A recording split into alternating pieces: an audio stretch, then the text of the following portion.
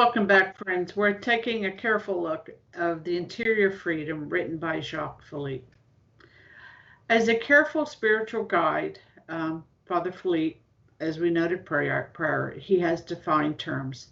So when faced with negative situations, there are three ways to respond. Frankl also noted a similar response, though he characterized the responses in a clinical manner. So this would be the first way we can respond to situations we don't like. Rebellion. We do not accept ourselves as we are.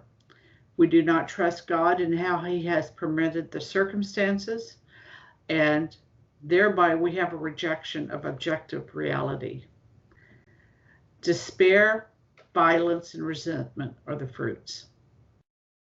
The second type of response would be resignation, a feeling of powerlessness, which, if not moved beyond, produces a sterility.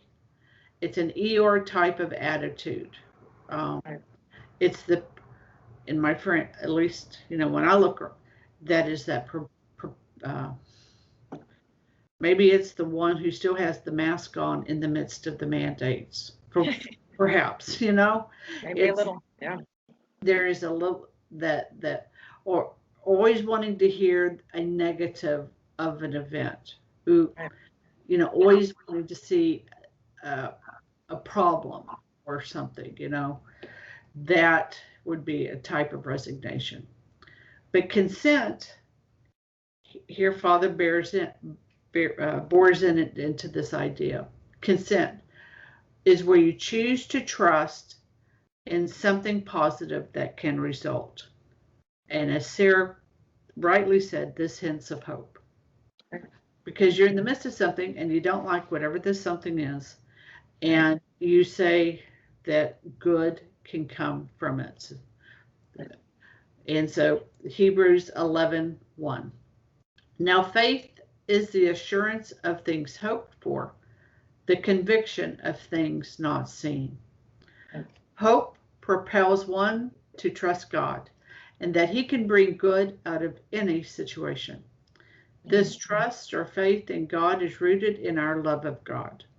So I remember I said the three virtues always bound together. Though objective reality of consent is the same, it looks like it's the same as resignation. The interior disposition of the heart is radically different. Right. And then that difference of reality is an openness to God's grace.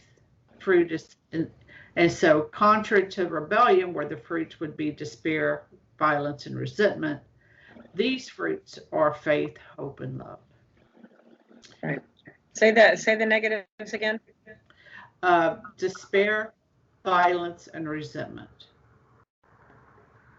You really see that, I think, profoundly in these new fascist socialist movements of Antifa and even BLM, right? In their tendencies, they are just inherently rebellious, and there's no peace there. There's no beauty.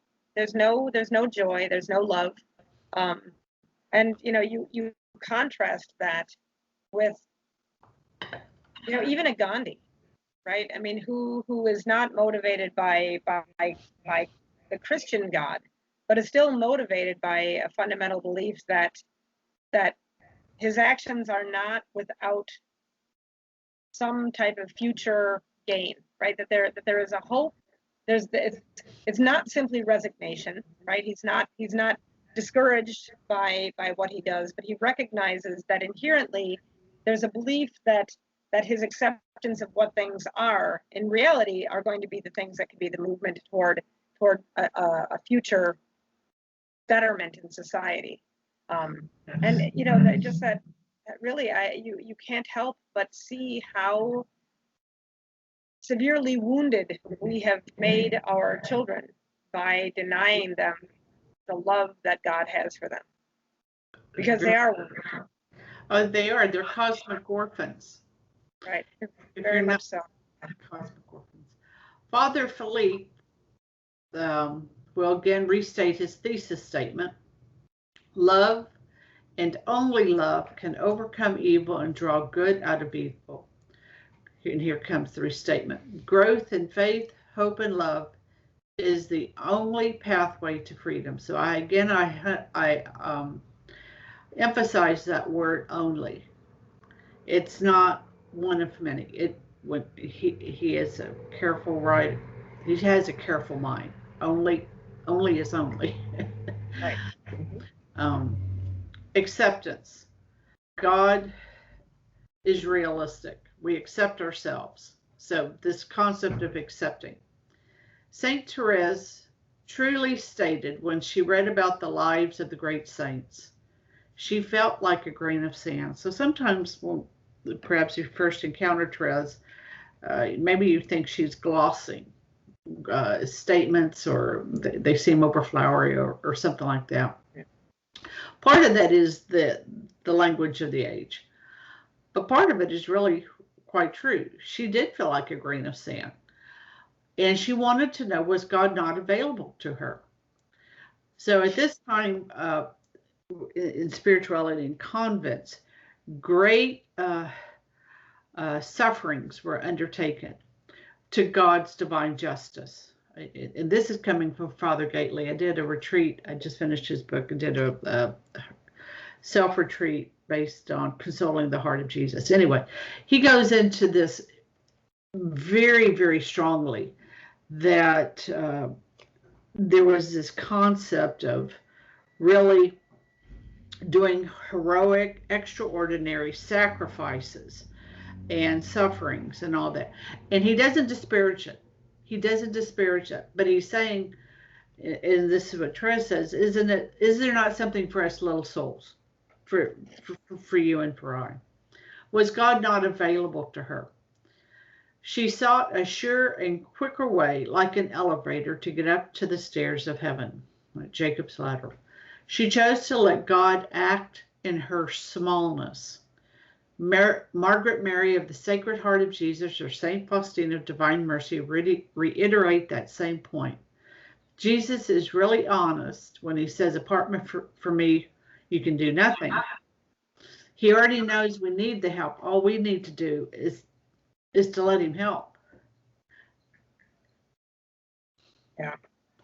I mean, and this is where, Jacques Philippe, going back to first principles and easy introductions, this is a world that, we're so graced because we were born and baptized Catholic. And, I had a dear friend of mine who said to me, you're so fortunate because you never lived a day without the Eucharist. I thought, wow, that's truly profound.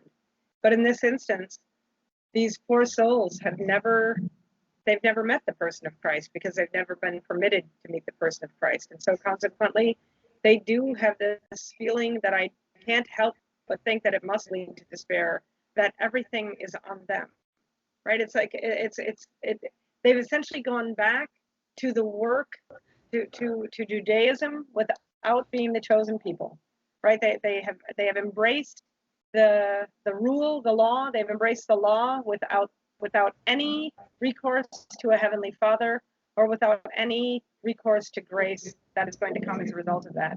And even the people within the Jewish tradition, the law becomes heavy, right? I mean, St. Paul will tell us that once you've been saved by grace, you don't go back, you don't put yourself under the law, because it is not the law that saves you, it is grace.